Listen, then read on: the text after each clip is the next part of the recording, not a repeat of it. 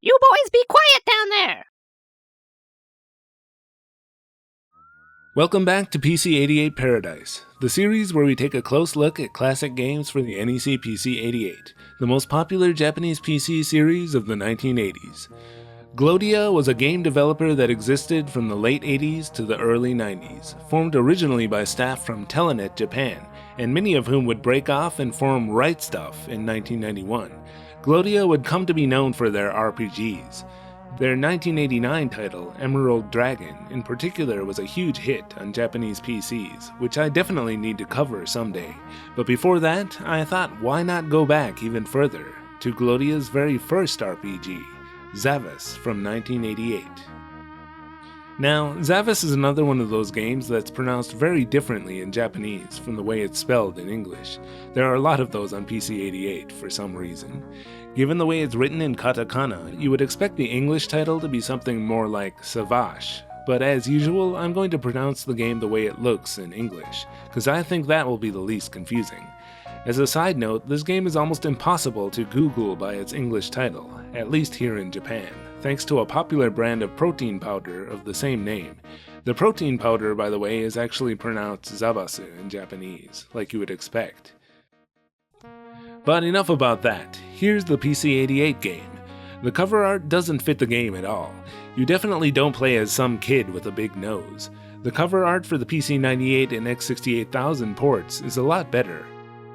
Zavas was published by Popcom Soft, a software branch of Japanese publishing giant Shogakukan. The text on the back says that more than anything, this is an RPG that was made to be enjoyable. We'll see about that. Inside, we have the manual, the front half of which is in color. It contains some illustrations of the characters and enemies, as well as a monster manual. The back section is a lengthy Zavas side story, and the very middle of the manual is a brief 6 pages on how to actually play the game. I found this to be totally inadequate, with so many things left unexplained. Anyway, the game itself consists of one program disk and data disks A and B. To start the game, we'll boot the system with the program disk inserted in drive 1 and disk A in drive 2.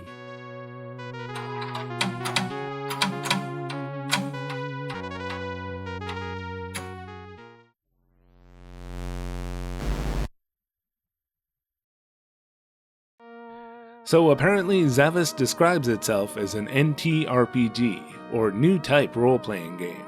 Ooh, I love role-playing games. Now for the opening. Our story begins hundreds of years ago, when the Dark Lord Darg suddenly appeared. Darg was imprisoned though by the good god Olmst, and buried deep beneath the earth. But recently, Darg has returned, ravaging the world with his monsters. Whoa, it's a good thing these graphics are in monochrome with so low detail. I have a feeling something very gory is happening here. One day, Darg's forces attacked the village of Toma, leaving only one survivor, who swore to get revenge for his family. That survivor is the protagonist of our story, Marty. Marty? Such a nice name. No, I didn't say Marty. I said Marty with a D. Marty is helped by the god of whimsy, Putos, who etches the mark of revenge known as Zavas onto his chest, and grants him an immortal body. That immortal body, we'll learn, comes with one very big caveat, however. Putos commands Marty to gather 4 companions, one of each of 4 character classes. We then see some character portraits, but other than Marty, these aren't characters, but rather character classes.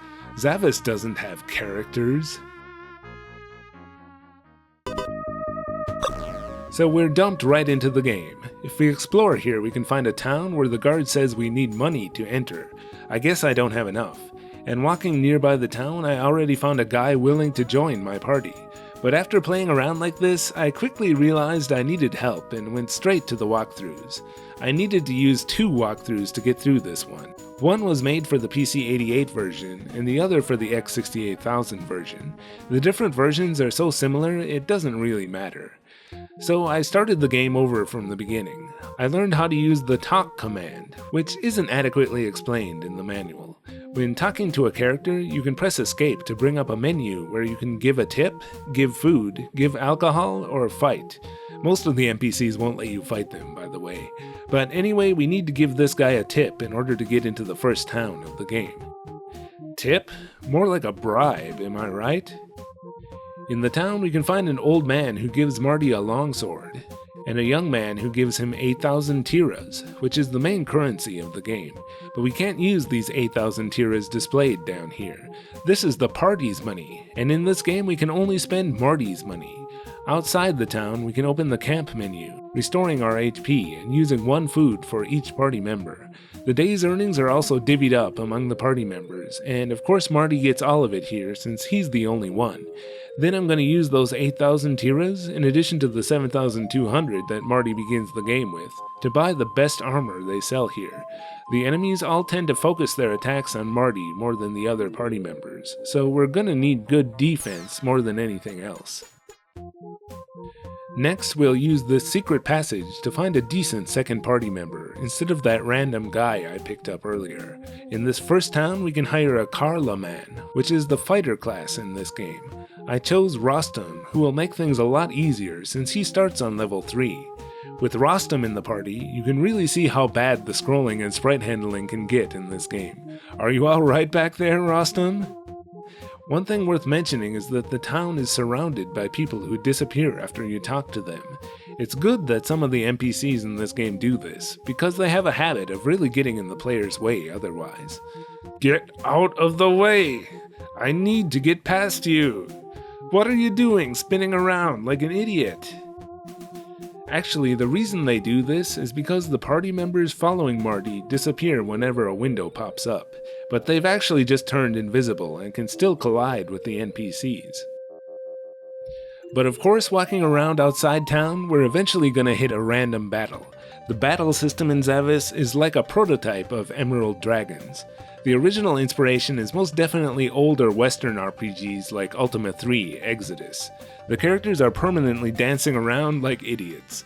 In Emerald Dragon, you control only the main protagonist manually, but here in Zavas, you don't even get that. The battles are completely automatic, and you mostly just watch them. Pressing escape will give you access to your only 3 methods of control: run, target an enemy, or use healing items. In the overworld, you can successfully run at any time with no penalty, but running is not allowed at all in the dungeons, which is going to be a serious problem. As for the second option, target enemy, you can choose to have one character or the entire party target a certain enemy. Unfortunately, the interface is slow and clunky, using the spacebar to toggle between enemies and enter to confirm. The flashing, indicating the currently selected enemy, is hard to see without stopping between each spacebar press. On top of that, some of the characters will just ignore your orders and attack whichever enemy is the closest, so I usually just don't bother with the targeting system at all, even though it is extremely useful when it works. The final option will become your main one, using healing items. You'll need to buy herbs called Zamzams, which can be used instantaneously anytime in battle. So keeping an eye on your party's HP with your hand near the escape key to use your Zamzams is actually the main battle mechanic.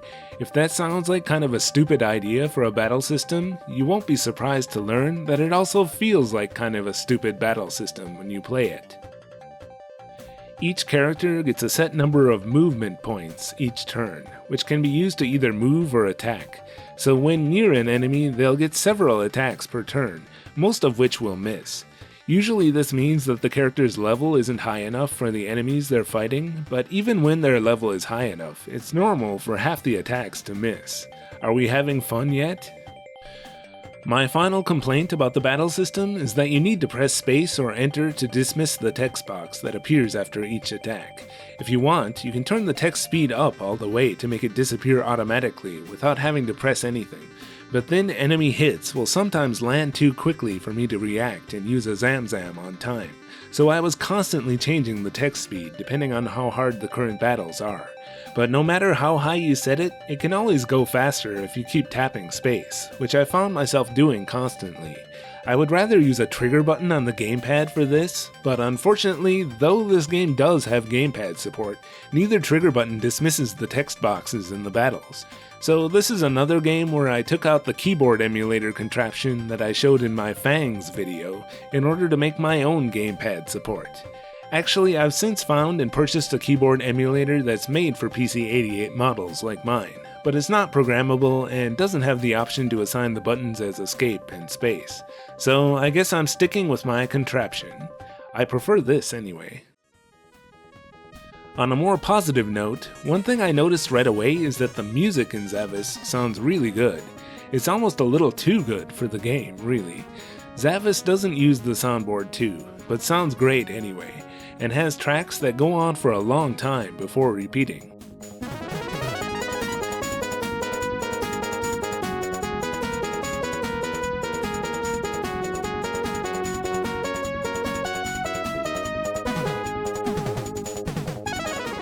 The music in Zavas was done by a team of 3, but actually only 2 composers, including Nobuhito Koise, whose real name is Hiromi Okamura, and who would later compose music for Emerald Dragon, as well as most of Glodia's other titles. Hey, let's save our game.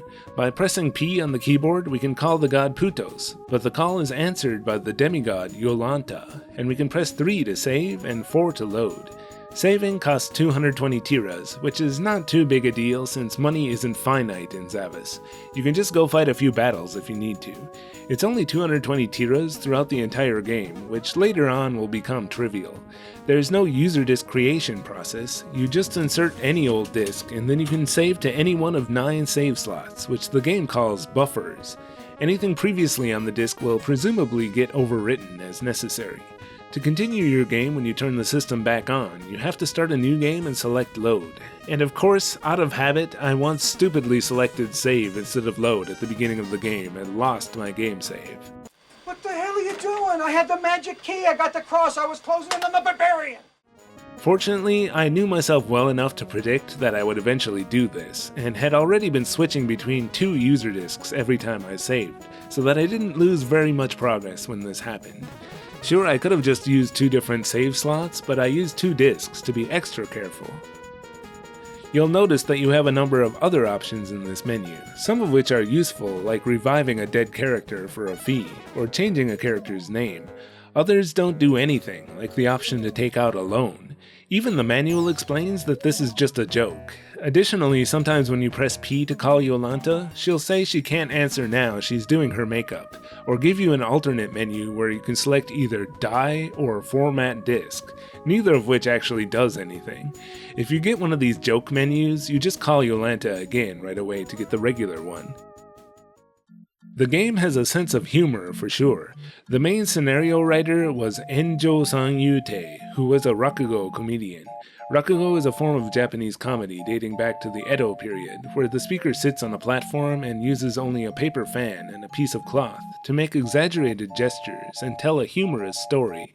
Unfortunately, Enjo Sanyute got into a fight with the developers of Zavas and quit when the scenario was about 80% written. Still, the game's humor is everywhere. Check out the design of the god Putos. His statues and the game's NPCs are constantly breaking the fourth wall, even referring to the game by name. But don't let the game's humor fool you into thinking there might be a compelling story here or character dialogue.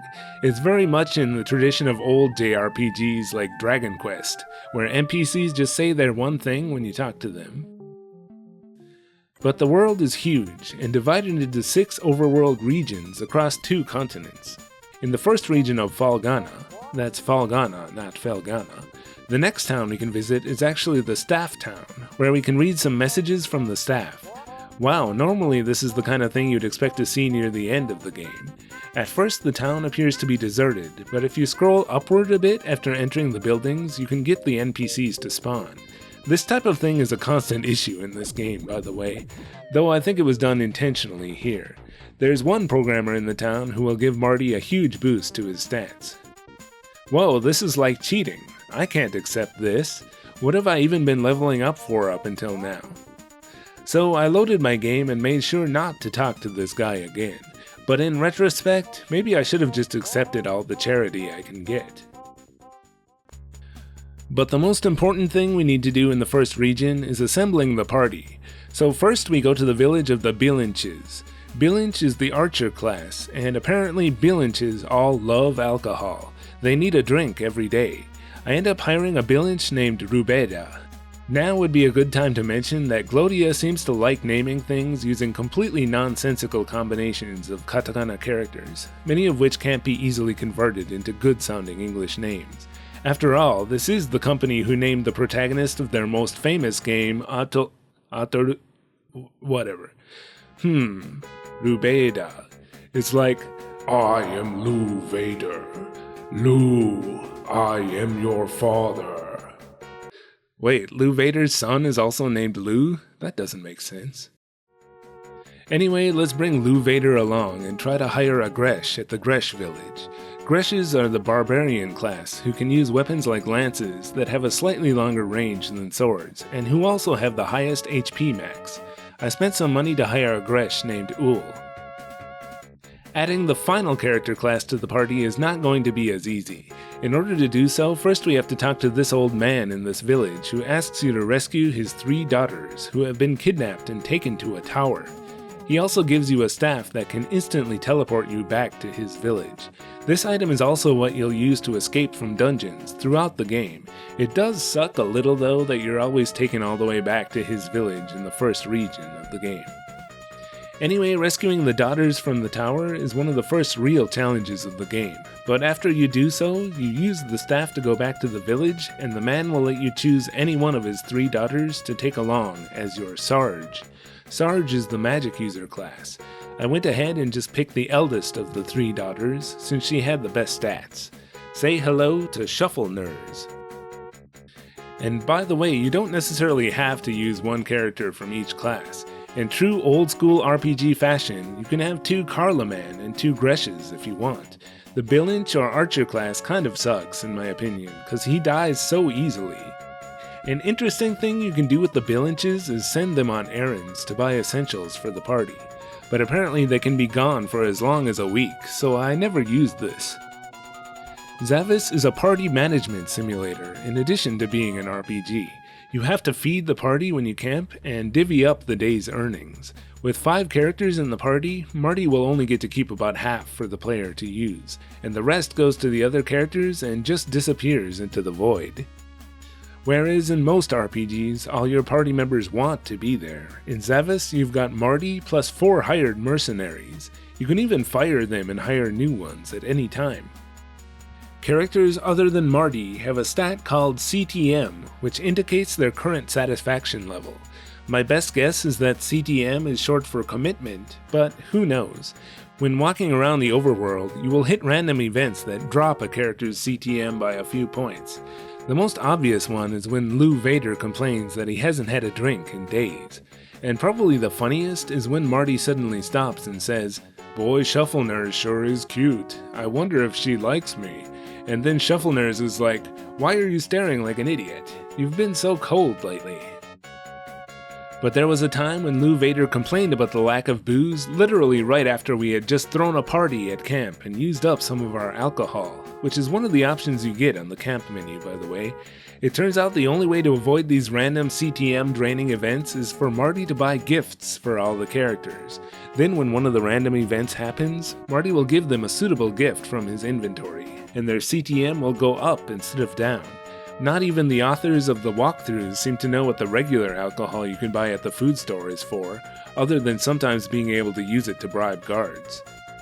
On the camp menu, you get the option to choose only one action before going to bed, and the only one that has a visible impact on CTM is giving a character a tip, raising their CTM by 2. So whenever a character is low on CTM, you just give them a tip next time you camp. That's all there is to it.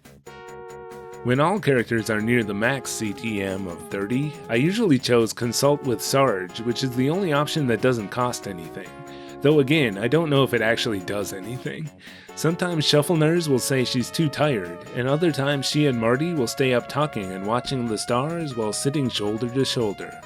You call that a consultation? Shuffleners, more like Snuggle-ners, am I right? You can also have Marty marry his Sarge at the end of the game, if you want, by the way. So in the first region, we hear rumors that the king has been acting strangely lately.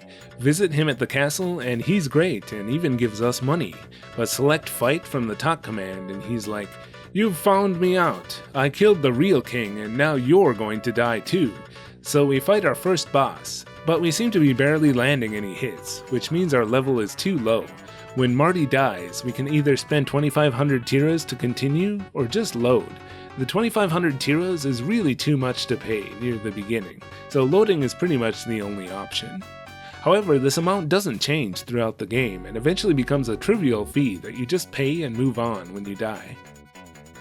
Zavas definitely requires a lot of grinding.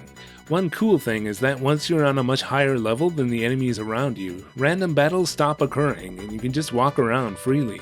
But at the same time, killing easier enemies is actually the fastest way to level up. So what to do? Non-random battle encounters to the rescue. Most RPGs have either random battles or visible enemies you can run into, but Zavas has both. The visible enemies can be fought over and over again, no matter how high your level is. So we beat the king as well as the general in charge of the region, and finally move on to the second region. In this region I got more into the rhythm of the game, exploring dungeons for the treasure and to gain experience. There are a ton of generic looking dungeons in the game, many of which have no actual story related reason why you need to be there, but finding chests is the main way to earn money. The battles give pitiful amounts in comparison. In addition to the main currency, tiras, some battles give gold or dargs instead. Dargs are the monster's currency, named after their master. Every bison dollar will be worth 5 British pounds. For that is the exchange rate the Bank of England will set once I've kidnapped their queen. In each region you can find entrances to the land of useful shops called Gelbonara. Here you can exchange gold and dargs for tiras. Randomly the exchange rate for dargs goes up sometimes, so one trick you can use is exchanging your tiras or gold for dargs, and then selling them for tiras when the exchange rate is in your favor. Another thing you can do in Gelbonara is selling some of your equipment. But shops will only buy certain equipment. There's a ton of equipment that can't be sold anywhere, and selling is the only way to get rid of equipment using up space in your inventory. Not bothering to include at least an option to throw equipment away is a really huge oversight. Luckily, this didn't quite happen to me, but if you happen to buy a bunch of unsellable equipment, you'll become simply unable to pick up the best weapons and armor near the end. Zavas has a ton of bugs, in fact. This wall is supposed to be breakable, but for some reason it isn't in the PC-88 version, making it impossible to obtain the nice weapon inside. There's also an infamous bug that exists in every version of the game, in this dungeon, where you need to find and touch these Putos statues that appear around the dungeon. If you give up and quit partway through in order to save and keep your experience, which is something I'm sure a lot of players did since it's so long, the Putos statues will never appear again, making it impossible to clear the dungeon. And if you happen to save your game in this state, the game will become all but impossible to finish. But the worst programming oversight is probably in the battle AI. For some reason, the characters will never go up and around another character in order to hit an enemy, even though they can also hit enemies from above. Here Rostam just walks back and forth like an idiot, not knowing how to get to the enemy. This makes even less sense when you realize the characters are also capable of moving diagonally too. In so many ways, the game would be so much easier if you could just control your characters. Shuffleners even has healing magic, but she'll only attempt to use it when your characters are already at death's door. Worse yet, she even gets a resurrection spell partway through the game, which she'll only use once in a blue moon when you have a dead character. One other really useful spell she has is a confusion spell that makes the enemies attack each other. Oh, how I wish I could have her do that whenever I wanted. In the second region, we also encounter one of the game's very few attempts to have an actual story. We meet Jinia, a witch from the same village as Shuffleners, who stole 3 magic spellbooks from the village and gave them to an evil witch named Ghoul. She leaves us only one of the books here before she disappears, and we won't see her again until much later in the game. In the third region, there's an item you need to buy to progress the game called the Silver Glodia, but it costs 1 million tiras. Since I had spent all my money on better equipment, my only hope was to find the treasure of Mora in the desert. You need to get through several dungeons hidden in the sand, before you can enter the final longest one, where the treasure is hidden.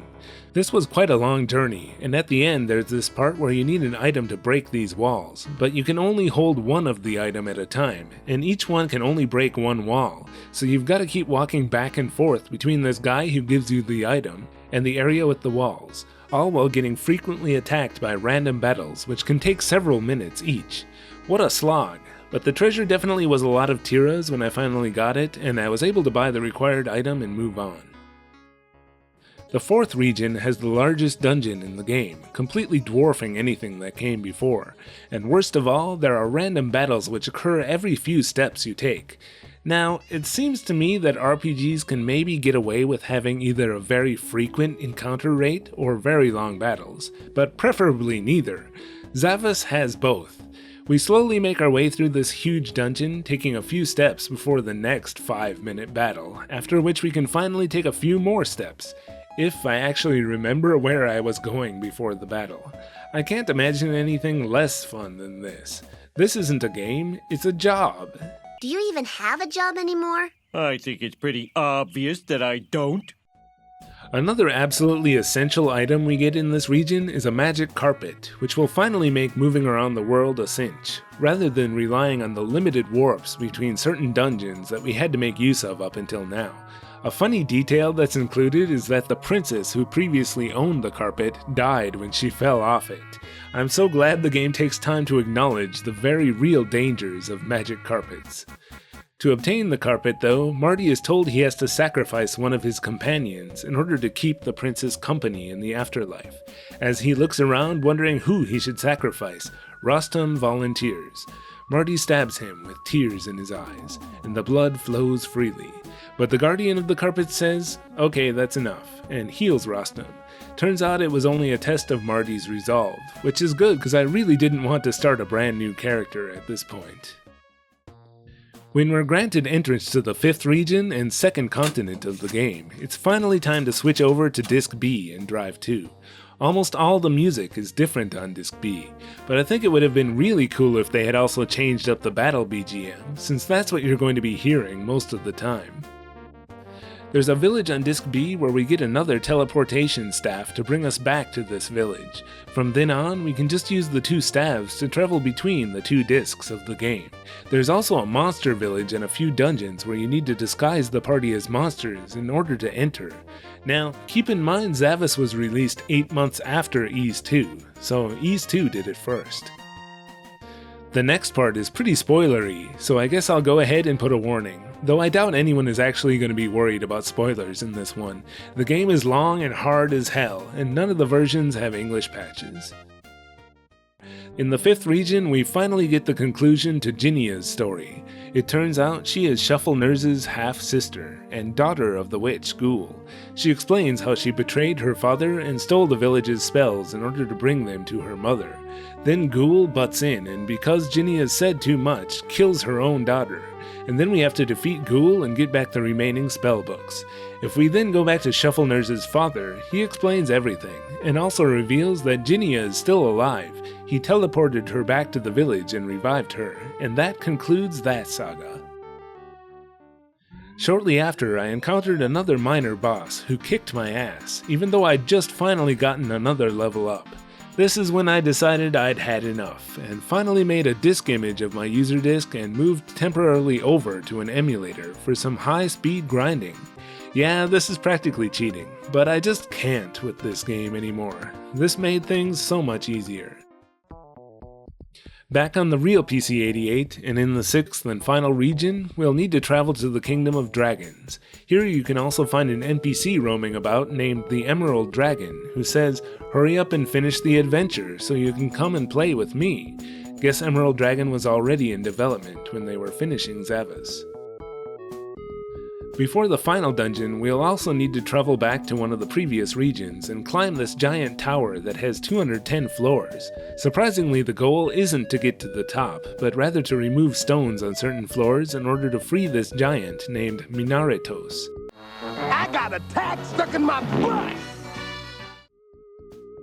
There are shortcut stairways on some of the floors which will warp you to later floors, so you don't have to just climb slowly all the way up. How a stairway leading down can possibly take you from the second floor to the 48th is anyone's guess though. So the final dungeon is a pretty long one, but not the longest. By this time the enemy levels had finally caught up with the leveling I'd done on the emulator, and were randomly attacking me every few steps again. They're not hard, but these green guys called Ninja Level 3 are the worst enemy in the game. They keep running around the screen, not allowing you to attack them, and they take a ton of hits. I really don't mind difficulty, but this is just a waste of the player's time, like most of this game. We finally get to the Queen's Chamber, where we have to disguise ourselves as dragons, using an item we got in the Kingdom of Dragons. Turns out the Queen doesn't particularly like the Dark Lord Darg, and doesn't really care whether we destroy him or not. She opens the door to his chamber when we give her a pretty jewel, and we have to fight through another long hallway while constantly getting attacked by those green guys again. I made it to Darg, but he makes you fight 11 of the previous bosses from the game in a row before you can fight him. Now, again, this is not actually very hard, but the problem is that almost every one of these bosses is accompanied by those fucking green guys who take forever to kill. And worst of all, if you slip up and let Marty die even once and pay the money to continue, you need to start all over again from the first boss. I kept trying, but eventually ran out of Zamzams to heal Marty, and then there was no chance of victory. I'm on a high enough level to beat this for sure, but now I've got to teleport back to one of the towns to buy Zamzams and fight my way all the way back through this dungeon again. I'm not doing this. Time for some more leveling, and I might have even used the emulator again. Now with my characters on level 45 instead of 42, I can just stroll through the final dungeon without getting attacked, but I've still got to do the boss rush at the end, and the green guys still take a while to kill. Finally, the final battle with Darg, and we learn that he is actually the son of Olmst, the good god. Anyway, we easily beat Darg, but Marty feels that something is still not right. We can now teleport out of the dungeon and save our game. We are granted entrance to the Kingdom of the Gods, back in the 4th region. The god Olmst thanks Marty for killing his rebellious son, and asks Marty to become one of the gods, and protect him for eternity. Marty thanks him, but says he would rather live on Earth with his new wife, Shuffleners. Olmst is offended by Marty's refusal, remarking that if he wants human women, he can sacrifice as many of them for Marty as he wants. He also reveals that he killed the giant Minaritos, who he saved earlier, since he posed a threat to him, and also reveals that he had been quietly helping his son Darg occasionally behind the scenes, choosing to assist his own blood of the gods, rather than pitiful human mortals. So Marty says to the party, "What do you say, guys? Should we give this guy a beating?" And before we know it, we're fighting the true end boss, the god Olmst. Now, at least this boss doesn't have a dungeon you have to get through before him, but even with my characters all the way up to level 45, they were still constantly missing, indicating that their level was probably still a little too low. When we finally did get him flashing, meaning he was low on HP, he just healed himself. Well, this is nice. We already got through the final dungeon and defeated the Dark Lord, and now the game won't even let us see the ending. If I was still on level 42, I probably would have even had to do some more leveling, which would have taken days unless I used the emulator again. This game is evil. But luckily level 45 seems to have been just enough to scrape by. When I got him flashing again, he didn't heal himself, and we finished him off. After weeks of suffering, finally it's the ending of Zavas. Marty didn't want to become a god, but he became the closest thing this world has to a god, quietly continuing to protect it. No one else ever arose to try to take the place of Olmst. Marty and Shuffleners moved to Shuffleners' village and enjoyed their newlywed life together. Marty turned the story of his adventure into a best-selling book, became famous, and Shuffleners then finds out that Marty is cheating on her. You think I'm joking, that's what it says. Rostam married Jinia, and they're currently deciding whether to train their first child as a swordsman or a sorcerer. Ul returned to his village and gave all the money he had earned to his mother. He became a fighting champion and plans to turn the character class of Gresh into a worldwide sport. As for Lou Vader, he tried to write a companion novel to Marty's bestseller, but when he tried to remember the important parts of their adventure, he realized he had been sent out to buy supplies for most of it. This is definitely not true of my Lou Vader. Anyway, he was unable to write the book, and went back to being an alcoholic. The credits, for some reason, don't have any music, which feels really weird. Once they're done scrolling, you can hit some of the keyboard keys to make sound effects, or lay down some mad beats.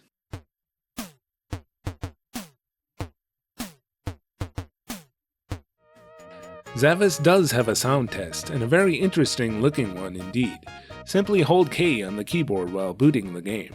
Be sure to also replace disc A with B in order to hear the music from both discs. The PC-98 version of Zavas has much nicer color graphics in the opening and ending. The decapitation graphic in the opening is so brutal, I'm not even going to show it. The scrolling and character movement looks much smoother than the PC-88 version. This one doesn't require any disc changing, even when you save. And best of all, they changed it so you can use the trigger button on the gamepad to advance the battle text. Other than those improvements, it's pretty much the exact same game. The X68000 version includes all the improvements from the PC-98 version, and is the smoothest port of the game, as you would expect. The opening and ending graphics look the nicest in this version, and it also features a really nice stereo rendition of the soundtrack.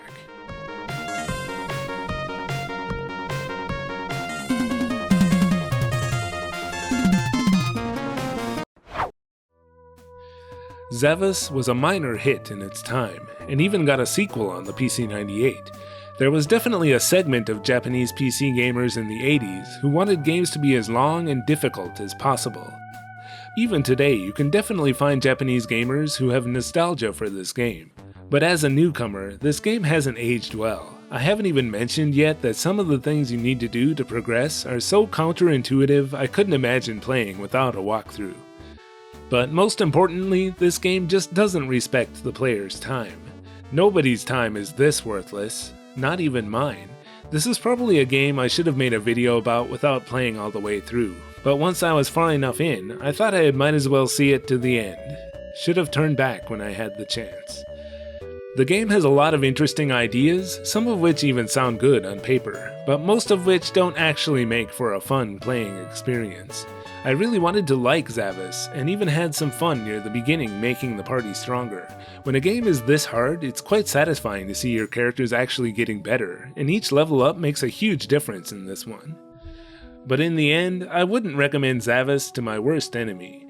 Anyone who does attempt it for some reason should definitely have a couple walkthroughs handy and just use an emulator so you can turn up the speed.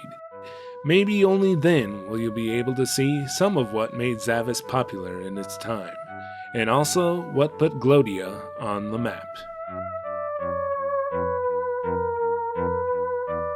Thanks for watching this episode of PC-88 Paradise. Lots of new patrons up on the board this time to give my sincere thanks to. I can't even begin to express my appreciation for all the generosity. This has been Mr. Jakes, signing off.